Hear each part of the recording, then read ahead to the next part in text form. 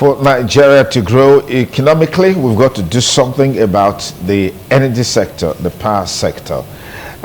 This year alone, I mean, from the last quarter of last year to the first quarter of this year, the number of times we've had, a breakdown in the network are uncountable, and no country can actually thrive if that is what we have in place today in the country. Our guest is a consultant in development and energy matters. I'd like to thank very especially Engineer Samuel Ahanor. Thank you for joining us on the program. Thank you for having me.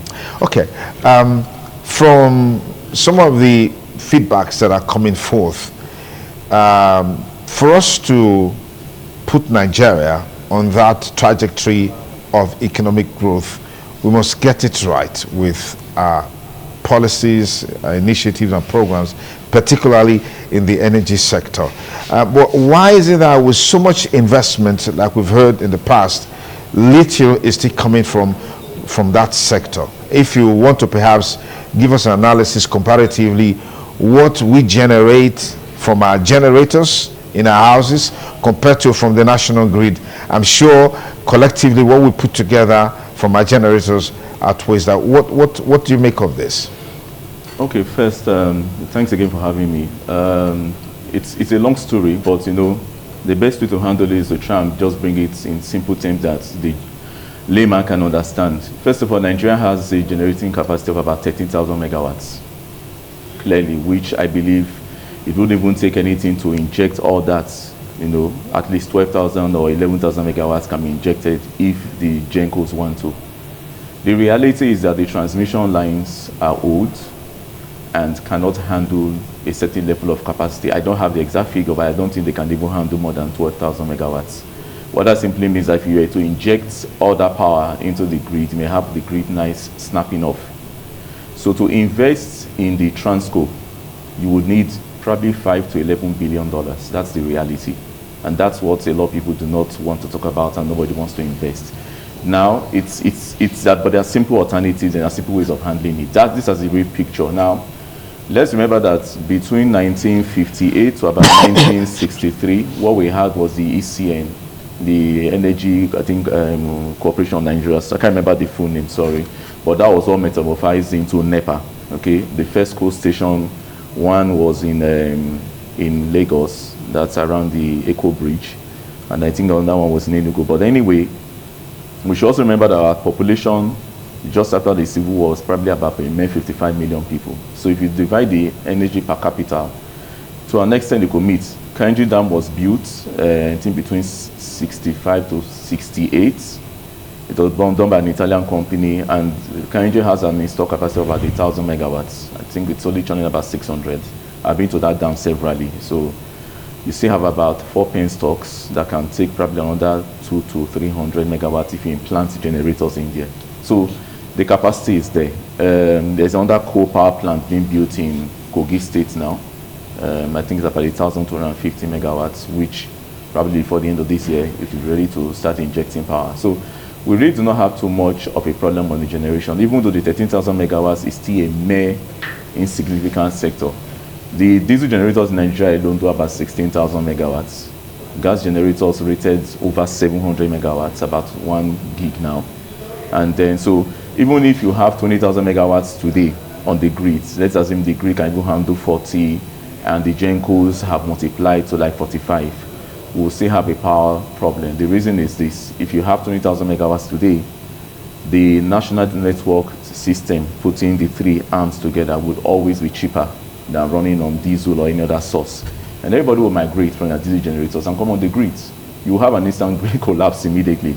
So Nigeria really actually needs about 45,000 megawatts to see presently now. Yes, to survive. To even say we are surviving, because everybody will look for the cheaper alternative. South Africa is in about 45,000 megawatts, and they're having energy starvation. And people are wondering why. They just have about 45 million people. So why are they having that when they're generating such a mega? They and Egypt are the heaviest generators. The whole of Africa is 147,000 megawatts, which is shocking. Egypt and South Africa alone generates almost 60% of all the energy in all African nations. So Egypt and South Africa combined is almost 90,000 megawatts. You know, the rest of the 57, they've left it for all the African nations, including Nigeria. So that also shows you the level of industrialization in Africa. That's why we can't cough. The entire African continent produces only 12% of the power generation of the United States. The United States does about, I think, 300,000 megawatts. Some states in the US do more than probably almost the whole of Nigeria. So that's the reality. But the thing is, not to take too much time because there's a lot to analyze. We have a ring transmission, and some people have been saying, okay, why don't we subdivide? I have my own plan on how it can be subdivided with not too much money. But again, there are a lot of policies and politics involved. Nigeria is a federation that runs a socialist system. We're not a capitalist economy. That's the reality, because the government takes care of everybody. Every billionaire, almost 1/3 of our billionaires make money from government. So they're not industrialists. Okay, so if you're a contractor, you're not an industrialist. You are just under renting. And benefiting from the system. So what if there was no oil? That would be a different ballgame for another day. So coming home, the easiest way to do it is to decentralize. The policies are already there from NEC, so that makes it quite easy. Every state can have its own electricity board. Edo State has, Lagos has, other states are already formulating that. You can have your own power plants. We have Osiomo here. Ibon is gradually coming up in Akwa Ibom. You know, they have some things going on there. They even had, but I think it was also circulated to the national grid, like what we have with Azura here. And then you have other states like, what's the name of this power plant in Abia, the one that was owned by the former minister of Professor Basinaji, yes. And he's generating. No, so those kind of things. He's doing about 140, 180 megawatts. If we have such decentralized systems, because some factories in Nigeria alone are doing up to 10 megawatts as a factory. The Boas and the Dangotes do that, you know. The refinery is on its own. Boas Cement is on its own. For I think they have a 5 megawatts by Wasila from Finland in Sokoto. And they're moving LNG all the way from Port Harcourt to feed there. And the federal government right now through NNPC is trying to build, I think, 5 mini LNG plants in Kogi. The AKK project is still taking gas pipeline all the way from Ajakuta going straight to Kanu. So those are expansions. What will happen is that when those infrastructure become more robust, then individual investors can come in and do captive power. I can take over a local government. If there's a disco in that region, we sign an agreement on rentage. I use your lines and I feed it. Or I take over this sector, I pay you rent for using that sector that would have been under you. So it's not like what you have in interconnected mini grids.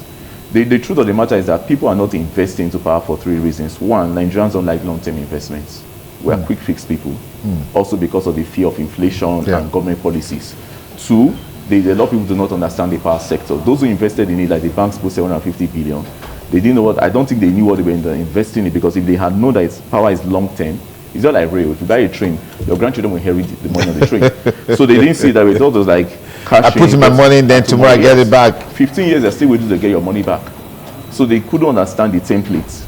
And then number 3 is that we are not investment driven. The educational system teaches us go to school, get a 2-1 and get a job. You must always be employed.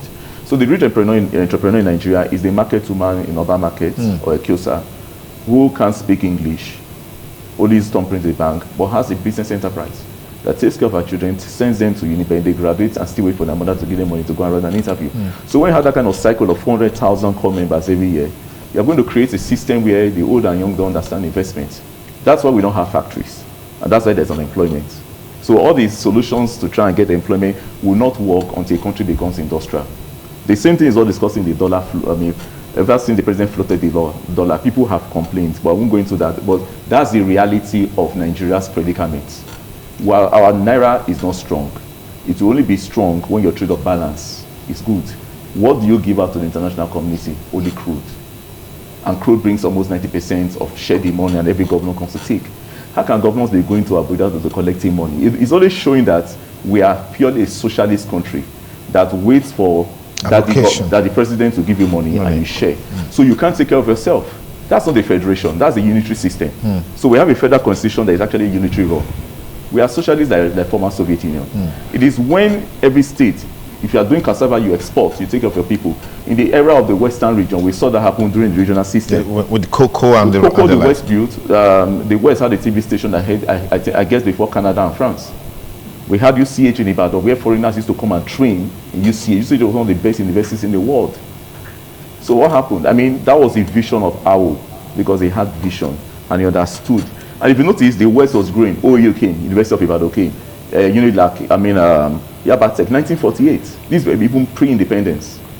The Nnamdi Azikiwe, they had Nsukka in the east, and then you had Ahmadu Bello in the north. So the regions were under competition because you could hold your regional premier. And then we had the western region by Denis Osadebe, and then we had our own region until after the Civil War, everything was collapsed, and they now had a military system that we are still running under a federal constitution. So although Transco, people are saying, why is government owning Transco? No. Every country, you must have what it calls energy security. The government must own infrastructure. If you give it to a private investor, you go sabotage government. Remember the time of IBB when Dodan Barracks was shut down, and those Nepal guys were sent to life imprisonment. And that's sabotage. But Gencos, you can list them out, discos as we have. But again, it's just because we are not used to energy as a business. If people bring in diaspora funding, you can generate your mini grids and whatever. Of course, we have over 100 mini grids running the country. Like those states has probably up to 10, 15, 20. Mini grids? Yes, more are still being built as I speak right now. You know, but again, it has its own constraints. Now, you talk about people not willing to invest. Yes. Does the business climate in Nigeria, business environment, does it really favor investors? I mean, you know when to bring the money. You probably don't know how to get the money or get your return on investment. And then one policy somersault or the other eclipses everything. What do you make of this as a challenge? There is political economy, the politics of economics. The issue is people do not understand investments. There are challenges. There is nowhere in the world there has no challenges. China has its own economic issues. People forget that almost 75% of the companies in China are government-backed. Anybody can go and fact-check that. And if I'm wrong, they can bring it out. And I'm ready to apologize on that. But what the government has done is that they subsidize the system. They incentivize government, companies. For example, China owns the solar world. It's part of my sector. They own the solar world. They've killed it for the Europeans. But what was their trick? They kept investing, mass producing, lowering their prices until some German companies went bankrupt. So they were not interested in profit. Let's take over the sector. First and foremost. Yes. So when we swallow the sector and nobody is relevant, then we cannot regulate. People say, oh, solar panels are getting cheaper. I mean, the sector. The reason why they are being cheap is that China is producing those panels from coal. And coal is the cheapest source of energy and is the dirtiest.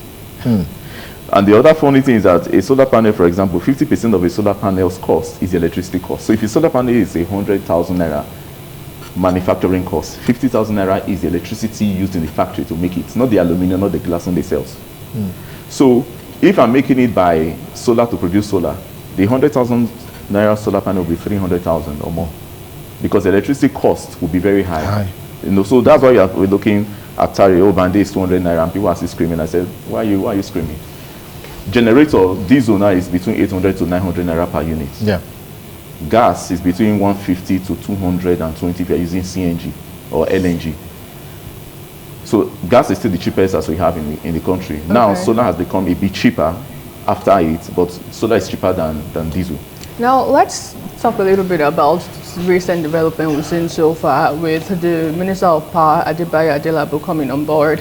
For the first time ever in my life, I heard we have Band A, Band B, Band C, Band D. I don't know if we have a Band E, right? And so Nigerians will want to imagine that with this recent development, electricity will be good for those who pay more. But shockingly, we're still seeing that even the Band A's have been complaining about the fact that they don't get enough electricity to do the necessary things they want to do. And he also did mention that sometime in this year we'll be having additional tariffs added to the electricity to help boost that particular sector. Do you think that's the way to go? And what with this whole tariff and the Band A situation we're having currently in the country? Okay, it's more of a technical issue, right, not really political. Now, this is the reality. You have a grid that is old. You have generation that has to go through embeds. Okay, so if not for embed, there would have been a lot of issues. So embed takes money from discos and shares it to every other person. All right.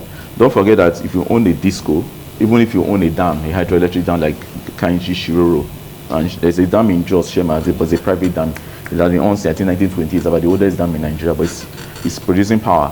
If I buy gas, I'm buying gas from a pipeline at international cost, because it's an international commodity. That's what's happening in petroleum products too now.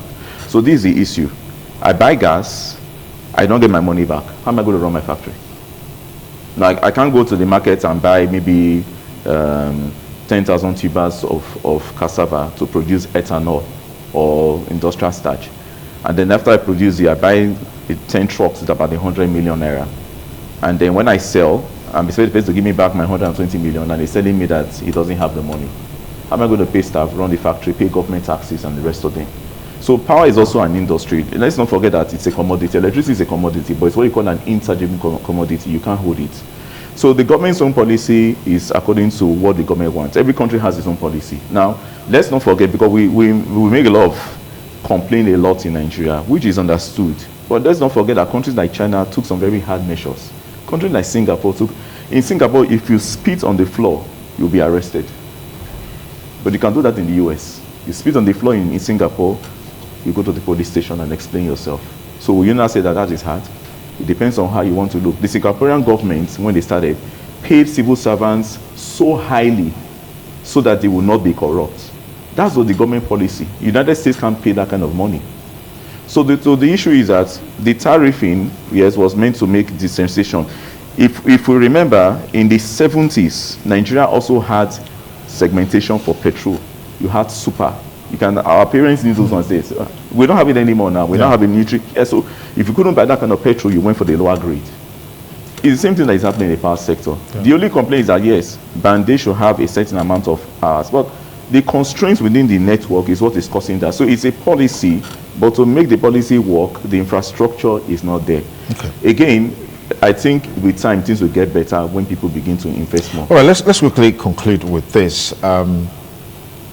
The concern about pollution from the dirty energy, like you mentioned a while ago, is still there. But how do we, create that mix to bring about energy democratization in such a way, a manner that we can have energy available as we have it today? It's in a very, very pitiable situation. Yeah. The thing is, first of all, finance.